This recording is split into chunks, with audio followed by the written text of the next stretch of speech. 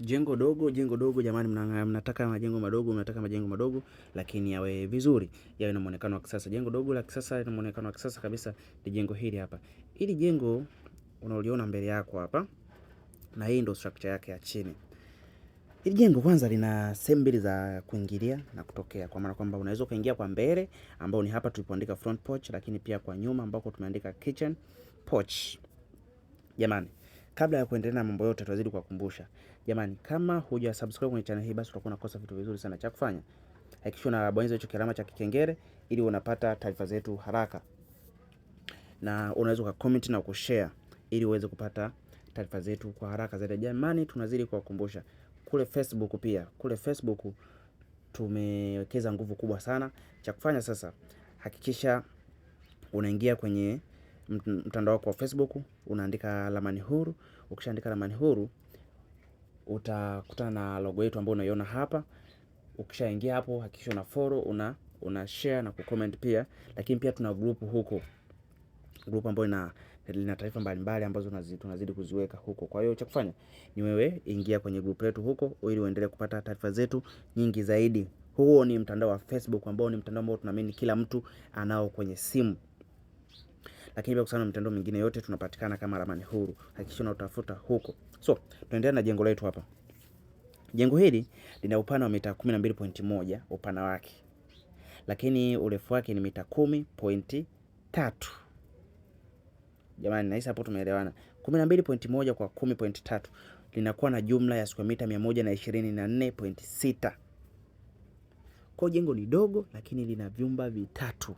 Na vyumba vitatu hivyo, viwili ni self na kimoja ni single. Bila kusahau kuna public toilet, lakini kuna jiko na sebule kubwa kabisa. Hii hapo inajitosheleza kabisa.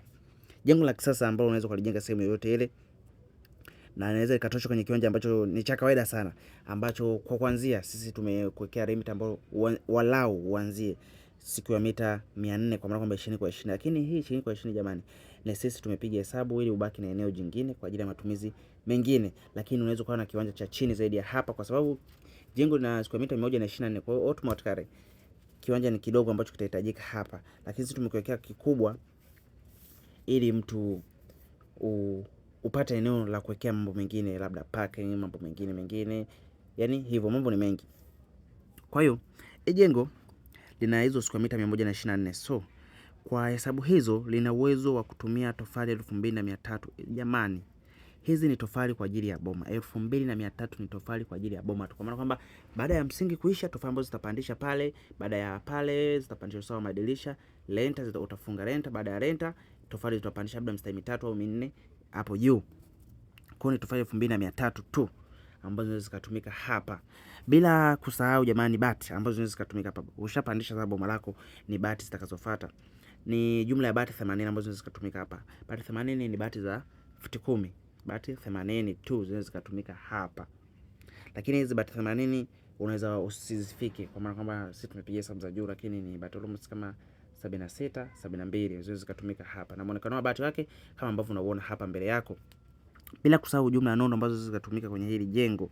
Jamani, hapa ni hesabu za nondo. Nondo ambazo zimegawanyika. Hizi nondo ukitafuta sasa, sisi tukakupa maelekezo kamili, tutakwambia nondo zitatumika sehemu gani na sehemu gani, na nondo zitakuwa na ukubwa gani. Lakini ni jumla ya nondo 120 ambazo zitatumika kwenye hili jengo.